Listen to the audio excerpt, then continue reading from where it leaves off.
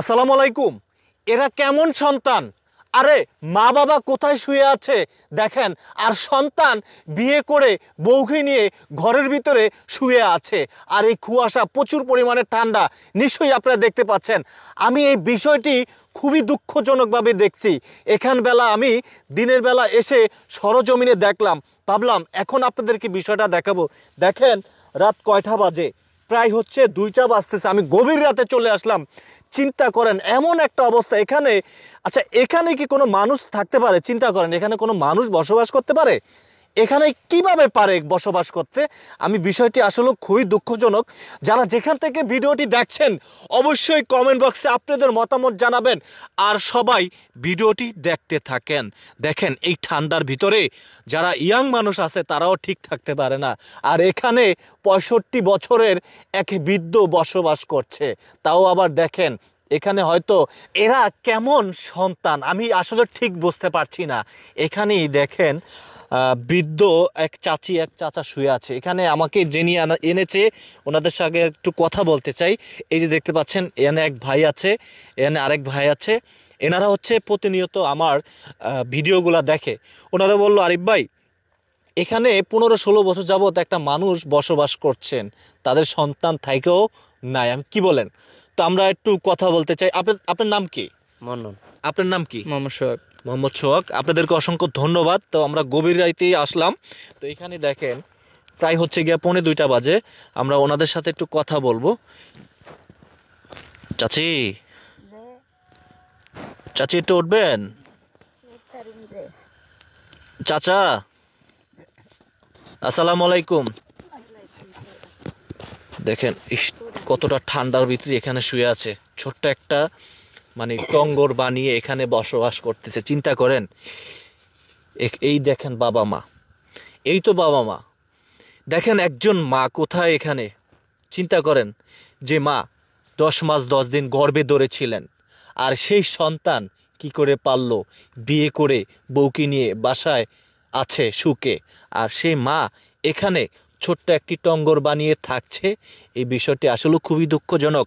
আর এখানেই দেখেন হয়তো এখানে ওনারা রান্না টান্না করে এখানেই খাবার দাবার খায়। তো মূল বিষয়টা হচ্ছে আমরা একটু কথা বলতে চাই। চাচি আপনার নাম কি? আমার নাম হালেম আজে। আপনার নাম কি? আপনি কি অসুস্থ? অসুস্থ। কি কাজ করেন?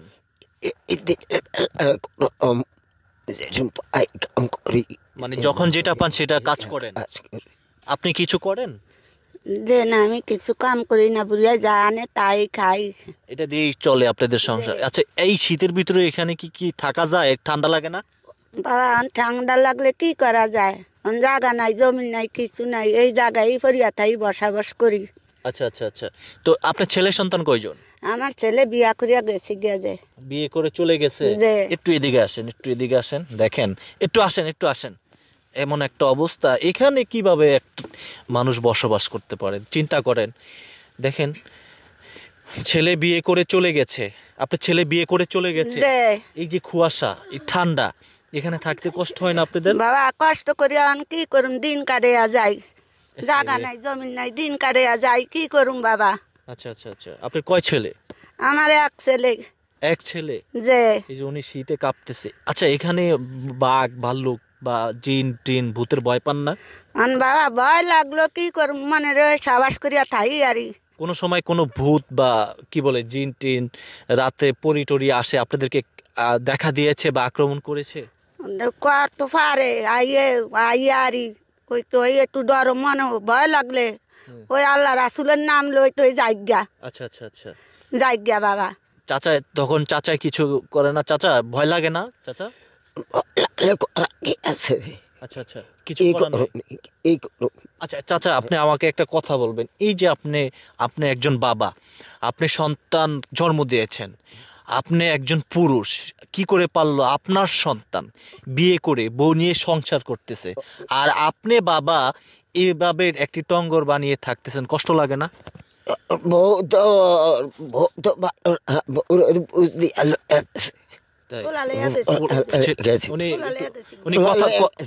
কথা বলতে একটু সমস্যা না অসুস্থর কারণে?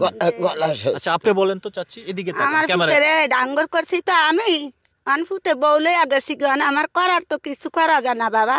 আচ্ছা আচ্ছা, আল্লাহর দিকে ছায়া বেড়ায় যা কামাই করে তাই স্বামী লেয়া বুক করিয়া খাই। এভাবেই কষ্টের জীবন যাবে আপনাদের? যে কত বছর যাবত এখানে থাকেন? আজ 15 বছর হইব বাবা।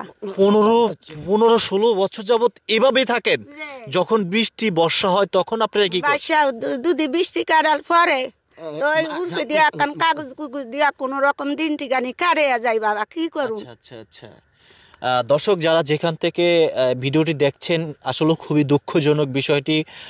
আর এই দেখতে পাচ্ছেন এই কুয়াশার ভিতরে, এই ঠান্ডার ভিতরে কি করে কতটা কষ্ট করে মানবেতর জীবন যাপন করছেন এই বৃদ্ধ বয়সে, মানে শেষ বয়সে এসে। তো চিন্তা করেন এরা কেমন ছেলে সন্তান। আপনার ছেলে কয়জন বললেন? আমার ছেলে একজন আর মেয়ে সাইডটা। মেয়ে 4টা? সাইডটা যে আচ্ছা আচ্ছা, ছেলে মেয়ে তো বিয়ে করে সংসার করতেছে। সংসার করতে আছে। তো হেরা তো দূরে দূরে হেরা তার দেয় না বাবা, পরে দেয়। তো এই স্বামী এক ফাভারে আধ ফাভারে এই দিন ঠিকানি কাটিয়ে যায় বাবা, আল্লাহর দিকে আচ্ছা, চাইয়া। এই যে যারা বিদেশ থাকে, প্রবাসে থাকে, তাদের উদ্দেশ্যে কি বলার আছে বা তাদের কাছে কি চাওয়া পাওনা আছে আপনাদের? হেরা কি করা যায়, আমার কিছু করা যায় না, বিদেশ থাকলে তাই মানে বাবা। অনেকে আছে সহযোগিতা করে, মানে এক কথা দর্শক বিষয়টা হচ্ছে, আমি আপনাদেরকে ক্লিয়ার করি।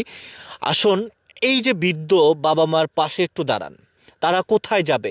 যদি আপনারা পারেন সহযোগিতা করেন। আপনারা যদি একটু সহযোগিতা করেন, হয়তোবা ওনারা এখানে 15-16 বছর যাবত আছে, হয়তো তারা একটি ছোট্ট টঙ্গর বানিয়ে হয়তো কোথাও রাস্তার পাশে থাকবে।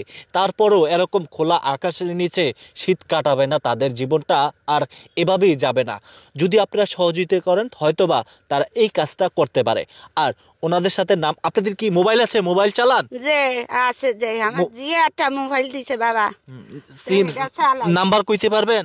যে না বাবা আমি আচ্ছা, এগুলি জানি বিষয়টা না। হচ্ছে আপনাদের সুবিধার জন্য আমরা ভিডিওর কমেন্টে নাম্বার দিয়ে দেব, প্রয়োজনে ভিডিওতে আমরা নাম্বারটি দিয়ে দেব।